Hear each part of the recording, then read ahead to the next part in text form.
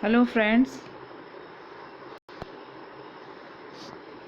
I am Parul and this is Standard 11th English Medium, Chapter 1st from Snapshot, and this is Part 3.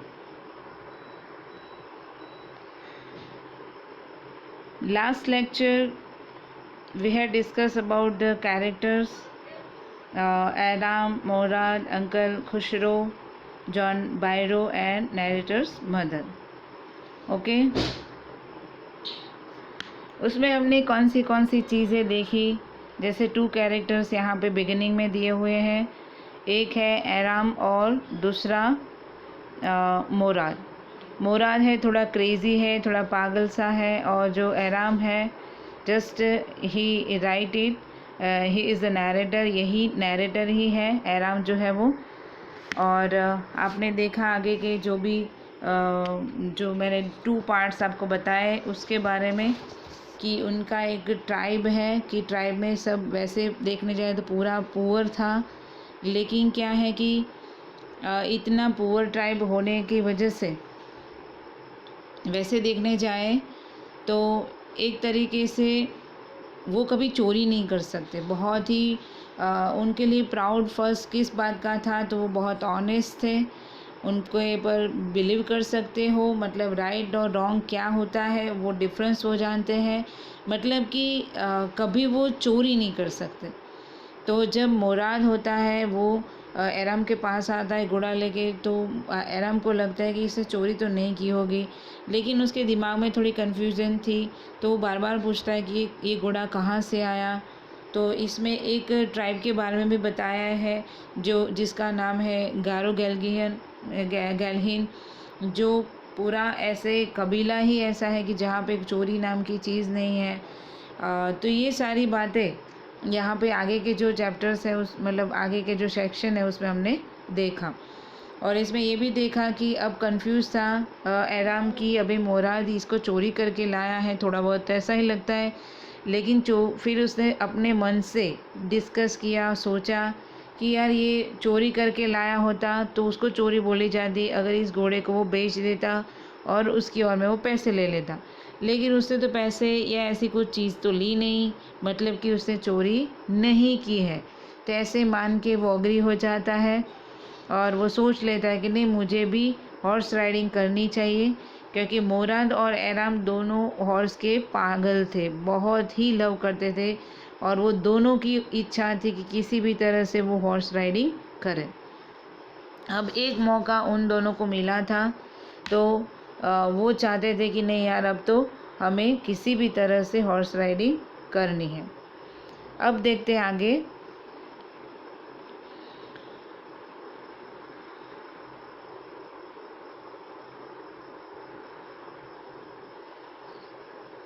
फिर Morad ने जब बोला कि तुम्हें अगर हॉर्स राइडिंग करनी है तो चलो, तो जो एराम है वो तैयार हो जाता है। फिर उनका डिस्क्रिप्शन दिया हुआ है कि वो कहाँ के थे, कहाँ कौन सी जगह से बिलोंग करते थे, तो वो कहाँ पे रहता था, तो एड्स ऑफ टाउन, मतलब कि टाउन के किनारे बॉर्डर पे रहता था। जो वेलनट एवेन्यू जो प्लेस का नाम है वहाँ पे, और वो देखने जाए तो उसके आसपास क्या माहौल था, तो हमने बोला कि वाइन यार्ड्स था, ऑर्चार्ड, फिर इरिगेशन डिचेस और कंट्री रोड, वो सारी चीज़ें उसके पास थी। तो ये लोग जो थे फिर घोड़े पे बैठ जाते हैं और घोड़े को दौड़ाते हैं, और उसके बाद एक लवली ब्रीथ लेते हैं। वैसे देखने जाए तो हवा में जब वो घोड़ा दौड़ता है तो कितनी अजीब सी और कितनी अच्छी सी फीलिंग आती है, जिसमें उन्होंने फील किया लवली टू ब्रीथ। एंड वो जो हॉर्स होता है वो रनिंग करता है, तो वो भी उसकी फीलिंग भी बहुत वंडरफुल उनको आ रही थी। अभी आगे क्या है देखते हैं।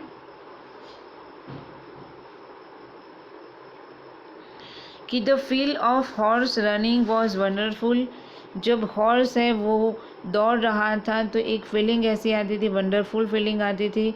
माई cousin Mourad who was consider one of the craziest member of our family began to sing, I mean he began to roar.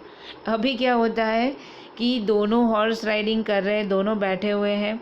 तो माय कज़िन मोराद यानी जो नैरेटर है एराम, वो बोल रहे हैं कि मेरा मोराद कज़िन था वो who was consider one of the craziest member of our family.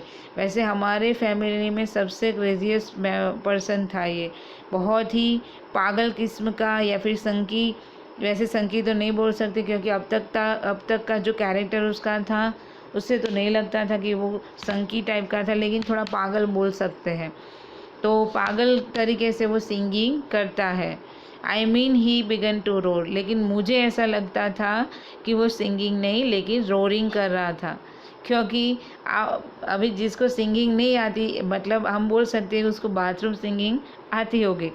तो बिल्कुल वैसे यहाँ पे जो मोराद है वो जब हॉर्स राइडिंग कर रहा था तो जब सिंगिंग करता है तो ऐसे लगता है जैसे वो रोरिंग कर रहा है। तो ऐसा नैरेटर का सोचना था कि I mean he began to roar, जैसे उसने रोरिंग करना स्टार्ट कर दिया है। फिर क्या होता है,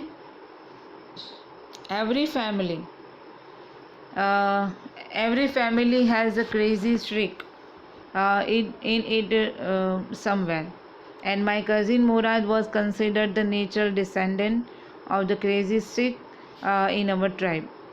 अभी क्या है कि every family has a crazy, वैसे हर एक फैमिली में एक क्रेज़ी तो होता ही है। Every family has a crazy stick in somewhere, कहीं ना कहीं कोई क्रेज़ी पर्सन होता ही है। And my cousin Murad was consider the natural descendant of the crazy stick in our tribe, यानी हमारे ट्राइब में जो पागल इंसान जो बोले, डिसेंडेंट का मतलब होता है पूरा उनका जो ट्राइब होता है, उनका जो काफ़िला होता है, उसको बोला गया है कि जो कज़िन मुराद है वो हमारे ट्राइब में सबसे क्रेज़ी इंसान था, क्योंकि हर एक फैमिली में एक क्रेज़ी इंसान होता है, ऐसा नरेटर का बोलना है। तो हमारी जो ट्राइब है उसमें कौन है, तो मुराद है। Before him was our uncle Khosrove and enormous man with powerful head of black hair and the largest mustache in the Saint Joaquin village. अभी क्या है, before him was our uncle Khosrove, अभी उसके uncle Khusro के बारे में बता रहे हैं। अभी आप यहाँ पे जो डिस्क्रिप्शन दिया है वो तो हम देखेंगे ही देखेंगे, लेकिन अंकल खुशरो किस तरह की किस तरह के इंसान थे वो अब यहाँ पे डिस्क्राइब किया है। तो आप ध्यान में रखना कि अंकल खुशरो का कैरेक्टर कैसा था। तो before him was our uncle Khusro, an enormous man with a powerful head of black hair and the largest mustache, and in Saint Joaquin valley. Saint Joaquin valley का मतलब होता है one of the long interior village of California. ये California का एक place का नाम है और यहाँ वहाँ पे ये लोग रह रहे थे, अंकल खुशरो। तो अंकल खुशरो कैसे थे, तो थोड़े एनॉर्मस थे, मतलब थोड़े हट्टे कट्टे थे, हेल्दी। जैसे मैं आपको एक पिक बताऊं, जैसे पूरा बॉडी तो वैसे यहाँ पे नहीं दिया है, लेकिन एकदम हट्टे कट्टे इस तरह के लड्डू जैसे थे। साथ साथ में उनकी लॉन्ग मुस्टैच थी, ब्लैक हेयर मैंने यहाँ पे नहीं दिखाए हैं। अगर आप बोलते हो तो शायद से हम ट्राई कर सकते हैं। यहाँ पे थोड़े से बाल बना देते हैं तो हो सकता है कि थोड़े घने से बाल लगे, ठीक है।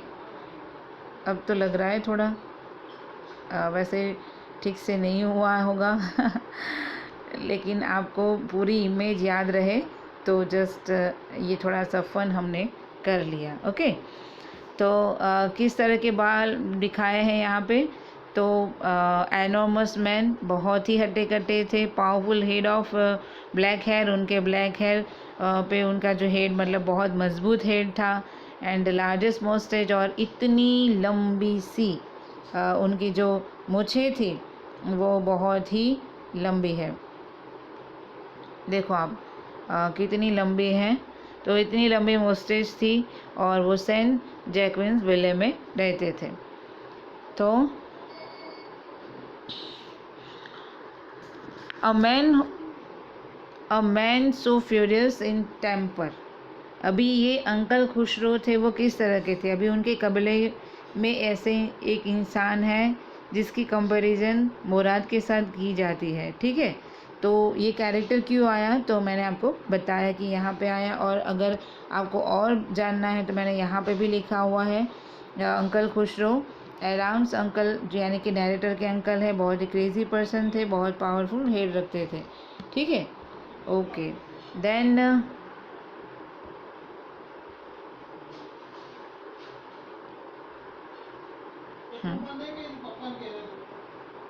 ओके तो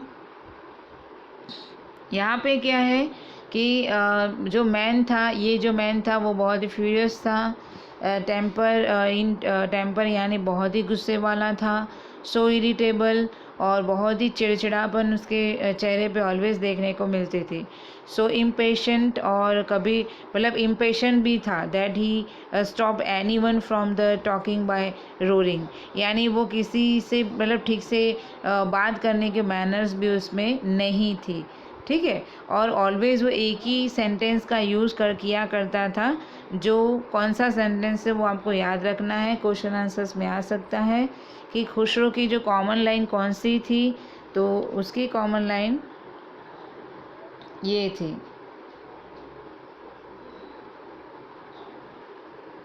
क्या है, it is no harm pay no attention, यानी कि कुछ नहीं होगा, कोई अटेंशन लेने की ज़रूरत नहीं है, उसको छोड़ दो।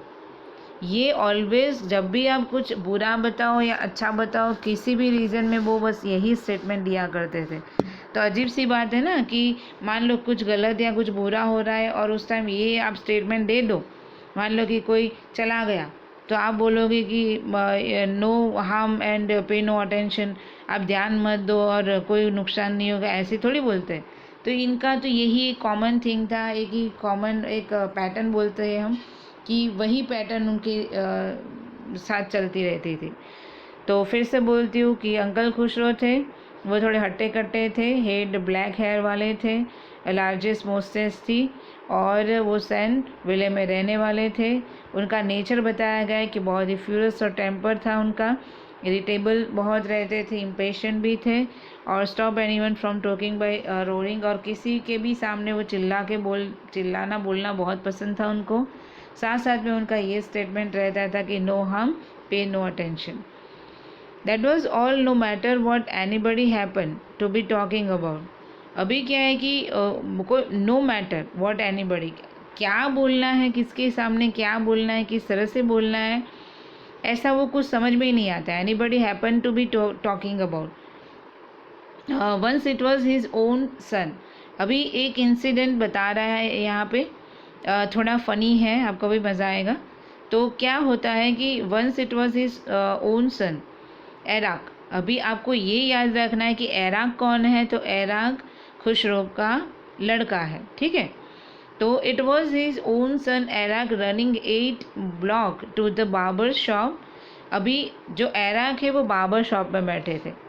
एक इंसिडेंट बताते हैं कि एराक है वो बाबा की शॉप पे बैठे थे और उसका जो लड़का था वो दौड़ के आता है, शायद से उसके घर से 8 ब्लॉक बीच में आते हैं और उसके बाद बाबा की शॉप आती है, तो दौड़ के वहाँ पे जाता है। Where his father was having his mustache trim का मतलब होता है ठीक कराना, ठीक ठाक कराना। तो उसके जो फादर यानी जो खुसरो थे वो मोस्टेज को ठीक करा रहे थे, to tell him their house was on fire. और उस टाइम जब वो ऐसे मोस्टेज को ठीक करा रहे थे, अपना लड़का एराक वहाँ पे आता है और बोलता है कि घर पे आग लग गई है। This man Khusro set up in the chair and road, और ये खुसरो होते हैं वहाँ पे मतलब सेटअप हो जाते चेयर पे और चिल्लाते हैं। और क्या चिल्लाते, it is no harm pay no attention to it. अभी सोचो, घर में आग लगी है, बोल रहा है कि कोई नुकसान नहीं होगा, अटेंशन देना छोड़ दो। द बाबर है सेड, बाबर बोल रहा है, but the boy said your house is on fire. तो फिर बार्बर को रहा नहीं गया, बार्बर ने बोला कि भाई अरे क्या बोल रहे हो आप, आपके घर में आग लगी है। आप, ये लड़का ये बोल रहा है कि आपके घर में आग लगी है। तो फिर से वही स्टेटमेंट, जो Khosrove roar enough, it is no harm I say. और खुसरो रोर करते, चिल्ला के बोलते, अरे यार छोड़ो ये सब, कोई नुकसान नहीं है, ऐसा मैं बोल रहा हूँ। अभी सोचो इस तरह का इंसान जिसको इसकी वैल्यू ही नहीं पता कि घर पे आग लगी है तो हमें क्या करना चाहिए, जबकि बोल रहा है अरे यार छोड़ दो उसको, सोचो ही मत, कोई हार्म नहीं है। तो इस तरह का जो अंकल खुसरो का जो कैरेक्टर है बिल्कुल वैसा कैरेक्टर मुराद का है। ये कंपैरिजन यहाँ पे बताई हुई है। अब देखते हैं, that was all no matter what anybody happens to be talking about. Sorry, फिर ये चिल्लाने वाली बात हमने देखी।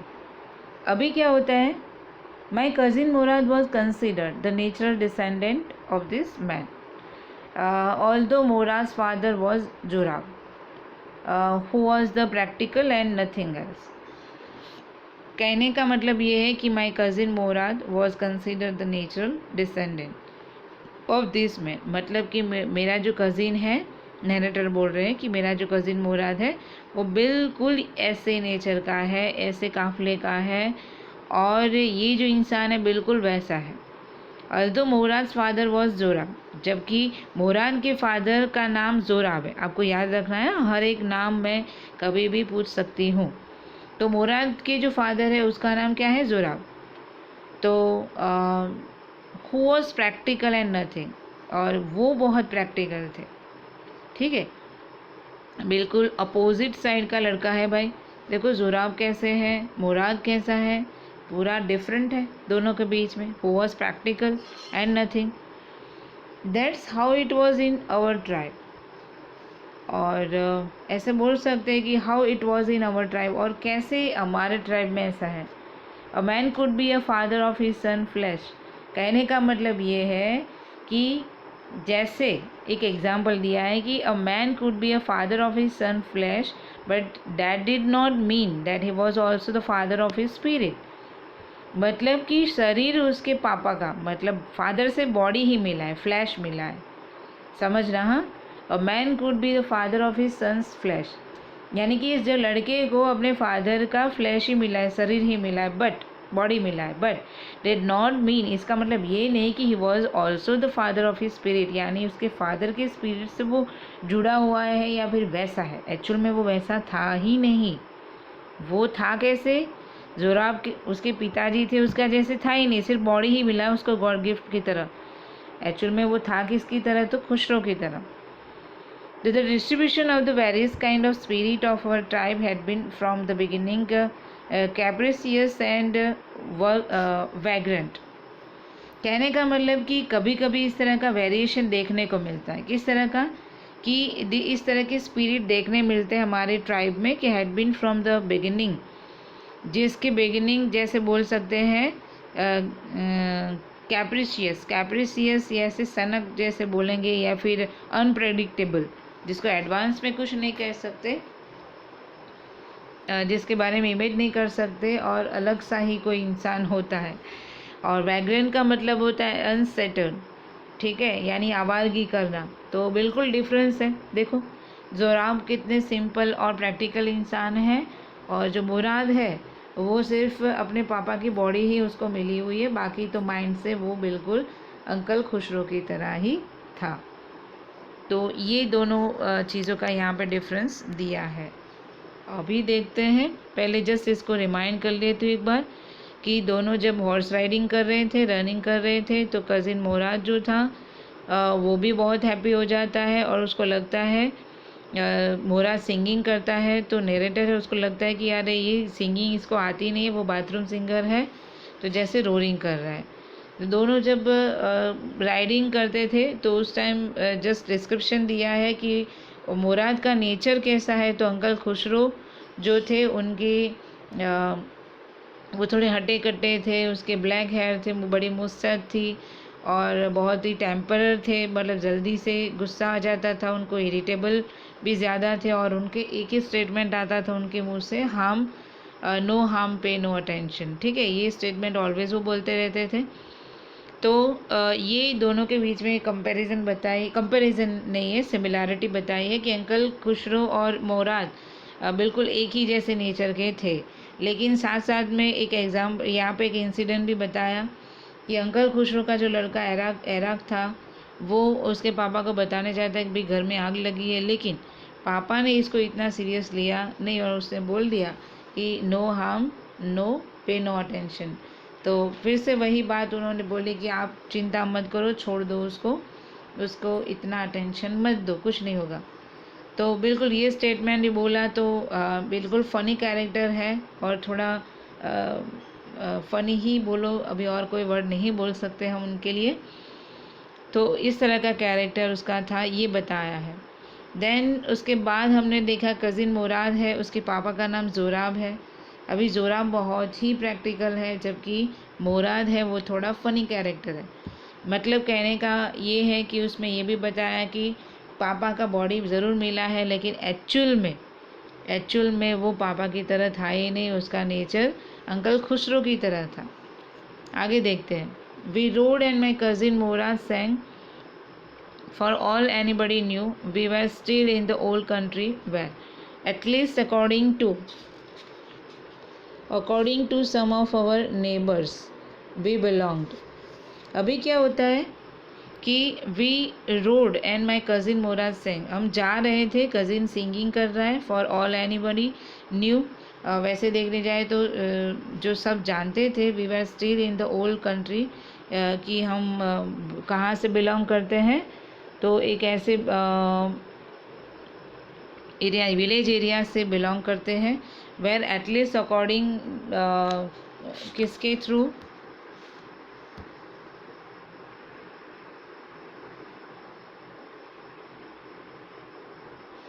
तो सम ऑफ आवर नेबर्स, यानी जो हमारे नेबर्स है वो भी थोड़ा बहुत जानते थे हो we belong.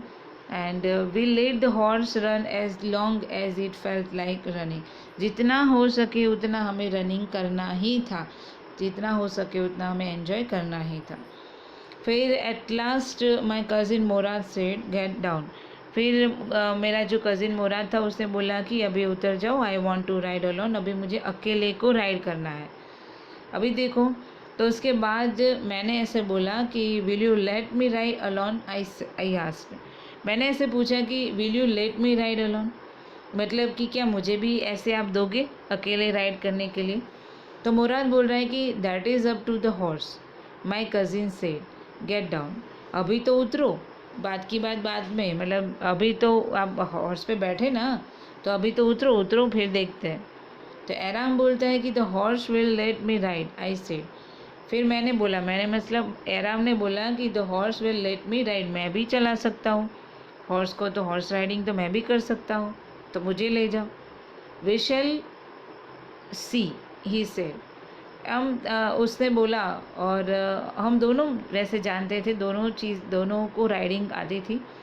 Don't forget that I have a way with the horse, मतलब कि मुराद ऐसे बोल रहा है कि तुम्हें नहीं पता, तुम भूल गए क्या, तुम भूल मत जाओ कि मुझे हॉर्स को ट्रिक करना आता है, क्योंकि हर एक इंसान के पास कोई ना कोई अजीब सी ट्रिक होती है जिसको वो किसी एक चीज़ पे फोकस कर सकता है और उसको वो पा भी सकता है।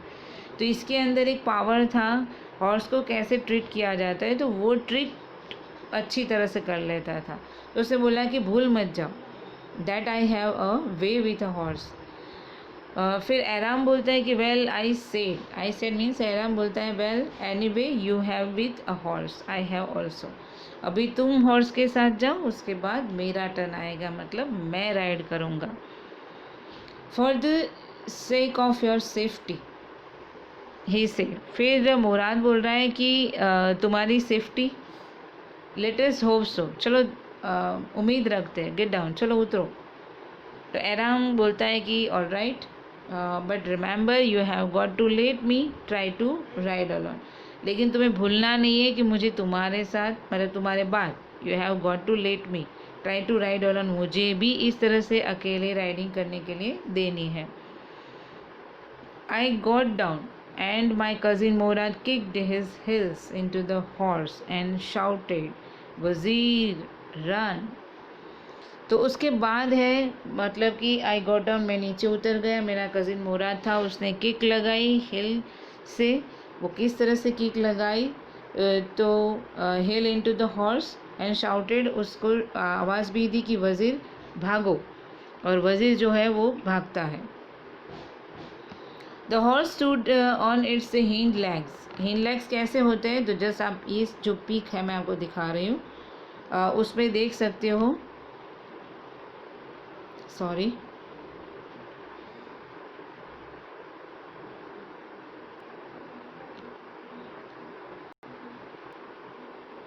ये जो लेग है उसकी बात कर रहे हैं कि उसने पीछे के पैरों को ऐसे ऊंचा किया। The horse stood on his it's hind legs and snout, और ऐसे पीछे के पैरों पे खड़ा रहना, दैट मीन्स स्नॉटेड, मतलब वहाँ पे वह ऐसे खड़ा हो जाता है। एंड बर्स्ट इनटू द फरी of speed that was the loveliest thing I had ever seen. और फिर उसने बहुत ही स्पीड से अपने हॉर्स को राइड करना स्टार्ट किया। Speed that it was a loveliest thing, जो उसको बहुत पसंद था। आई हैड एवर सीन, ये मैंने देखा, यानी कि जो नरेटर है उसने ये देखा कि इस तरह से उसने घोड़ा चला है। तो यहाँ पे भी हमने कौन सी चीज़ें देखी, तो दोनों के बीच में फिर कम्युनिकेशन होती है कि चलो, मुराद बोलता है कि एराम अब आप उतर जाओ, अभी मेरा टर्न है, मुझे अकेले को राइड करना है। तो एराम बोल रहा है कि ठीक है, अभी मैं उतर जाता हूँ, लेकिन मुझे भी राइड अलोन, मतलब मुझे भी अकेले को करने देना पड़ेगा। तो ये सुनने के बाद मुराद ने कहा ठीक है, सोचते हैं, अभी तुम उतरो। तो वो फिर से जीत पड़ा है और बोलता है कि मुझे देना पड़ेगा। तब जाके जो मुराद है बोलता है कि तुम मत भूल जाओ कि हॉर्स को किस तरह से ट्रीट करना होता है, मुझे आता है। तो एराम भी बोलता है कि वो चीज़ें थोड़ी बहुत तो मैं भी जानता हूँ। ये बोलने के बाद वो उतर जाता है, और उतर जाने के बाद फिर से जो मुराद होता है वो हॉर्स राइडिंग अकेला करता है। और मुराद ने किया उसके हॉर्स को, और आवाज़ लगाई वज़ीर, यानी आपको पता होना चाहिए कि जो घोड़ा है उसका नाम उसने क्या बोला है, वज़ीर, और उसको भगाया। और किस तरह से, तो बिल्कुल वैसे, hind legs and स्नॉटेड and burst into फरी ऑफ स्पीड, यानी जब वो बहुत ही अच्छी तरह से, मतलब स्पीड में भागता है, तो उसके जो फरी है बहुत, मतलब बैक साइड जाती है। और कितना अच्छा लगता है ये सीन। किसने देखा, तो एराम ने देखा। तो I think you understand very well. आज यहाँ तक हम जाते हैं, और आप बहुत अच्छी तरह से इसको समझ पाए होंगे। और आगे क्या होगा कि अभी क्या ये जो नैरेटर है उसको मुराद देता है कि नहीं, ये भी एक क्वेश्चन है। तो वो हम उसमें देखेंगे नेक्स्ट सेशन में। Okay, so thank you so much.